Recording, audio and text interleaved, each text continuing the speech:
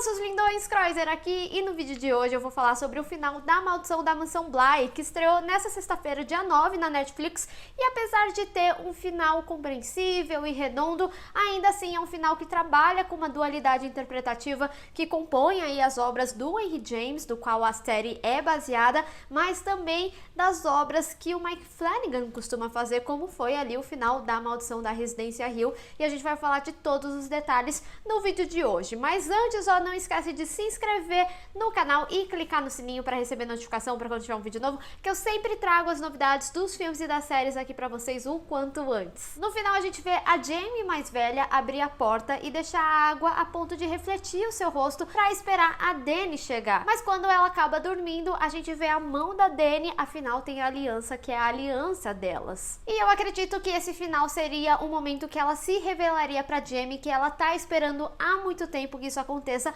mas para entender isso, a gente tem que retornar algumas questões aí antes. Logo no início, quando a gente ainda não sabe que a Carla Gugino seria a Jamie mais velha, ela começa amanhecendo e recitando a música do Salgueiro, e nesse momento ela fala justamente a parte "Até o meu amor voltar para mim", e fazendo uma rotina para ver a Dany todas as noites, assim como a rotina que a Olivia caminhava todas as noites para ver sua filha. E quando a gente é introduzido à história da Mansão Bly no discurso do Owen, ali no ensaio de casamento, ele fala que 50% dos casamentos duram, ou seja, que os outros 50% a chance é de você ver a pessoa que você ama morrer. Assim como ele viu a Bruce, assim como a Jamie viu a Dany. E ele fala que amar outra pessoa é aceitar que o trabalho de amá-la vale a dor de perdê-la, e fazendo justamente todas as alegorias do que viria a acontecer ali na Mansão Bly. Um ponto que vale super a pena ressaltar é sobre o plano do Peter e sobre deixar o espírito entrar, que vai ser muito importante para esse contexto do final. A gente acompanha o Peter não aceitando a eternidade de passar como espírito ali na casa,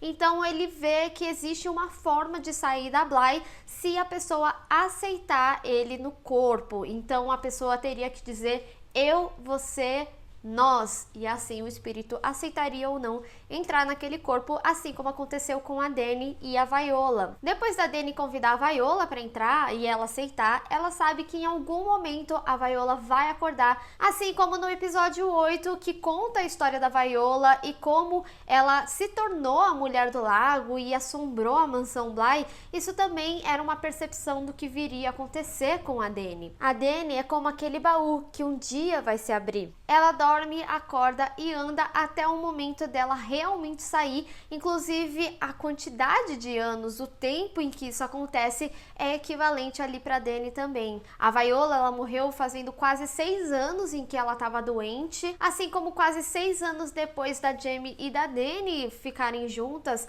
ela passa a aparecer nos reflexos das coisas. E aí isso vai acontecendo de forma crescente até o momento que a própria Dany, ela revela ali pra Jamie que ela tava vendo a Mulher do Lago. E não só a história da Viola como fantasma, em que ela esquece o rosto dela e que ela nem se lembrava mais das coisas que ela procurava, também narra o que viria a acontecer com a Dany. Ela chega a dizer que ela esqueceu até mesmo do próprio rosto, já que seu reflexo passaria a ser sempre o da Mulher do Lago, e com o tempo ela esquece o que ela sente, como a busca da Viola pela criança, ela esqueceu. E por isso a história da Mansão Bly, da pessoa que a Jamie conhecia, é justamente a história delas, e por isso a gente vê todos os momentos depois delas saírem ali da Mansão Bly até chegar nesse 50% do casamento em que você vê a pessoa que você ama morrer. Na conversa entre a Flora e a Jamie, a Flora revela que ela ama o marido como nunca achou que amaria alguém, e que ela pensa como seria a vida dela se perdesse ele, que ela não existiria.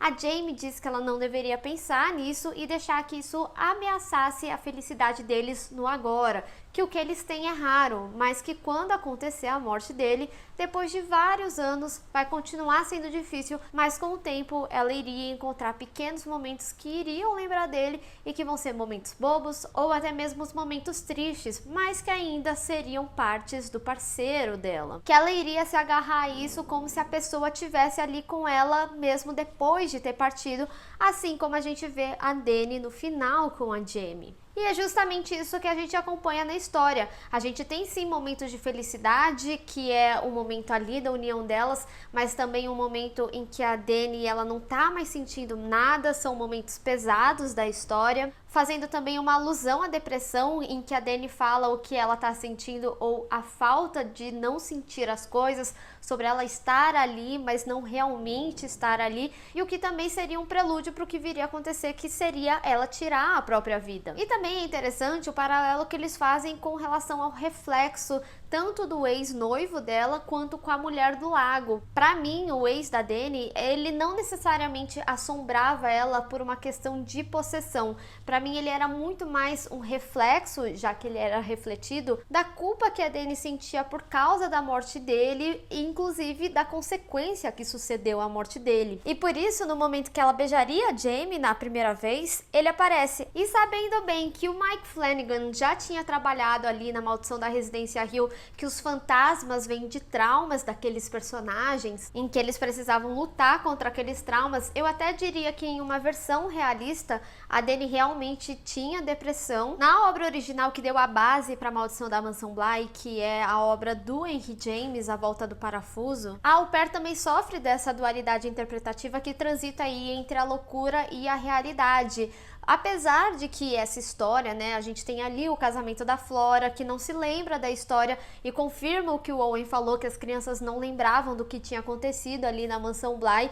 E é interessante também porque é algo realmente da infância, raramente a gente tem memórias construtivas do que a gente viveu até certa idade. Ela só tem uma similaridade por causa do nome dela, então isso seria uma comprovação de que o que aconteceu na Mansão Bly de fato existiu, mas a gente não deve esquecer também que a própria Jamie fala que a Mansão Bly não existe se você for na Inglaterra. Então é realmente aquele negócio que fica no ar, você pode ir para que lado você quiser da interpretação. Mas se a Dani morreu na Mansão Bly e como a própria Jamie fala que ela nunca pegou outras almas como a Viola fazia, como que ela teria saído ali da Mansão Bly e ficado ali no quarto com a Jamie? No momento que a Jamie descobre sobre a morte da Dani, ela narra: a jardineira disse com todas as forças, eu, você, nós. Ou seja, ela convidou a Dani para entrar e ela aceitou. E todo esse processo que a gente vê, essa rotina, é justamente para o momento em que ela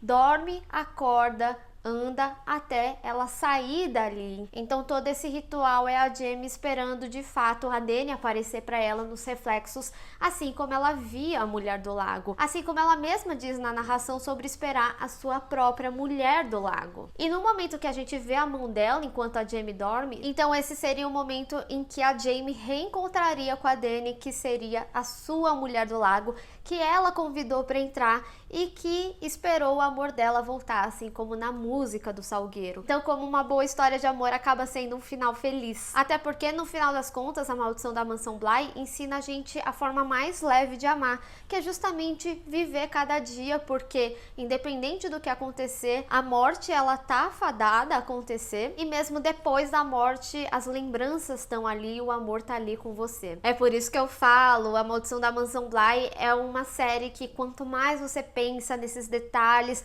nessas minúcias, mais você vai amando, e é realmente algo muito impactante. Mas deixa aí nos comentários, teve mais algum detalhe que passou despercebido aqui e que ajuda nessa conclusão do final e que eu não falei aqui? Não esquece de deixar também a sua interpretação sobre esse final. Bem, pessoal, espero que vocês tenham gostado desse vídeo. Não esqueça de deixar o seu gostei e compartilhar nas redes sociais, inclusive me segue lá, se inscreve no canal e clica no sininho para receber notificação para quando tiver um vídeo novo. Te vejo no próximo. Tchau!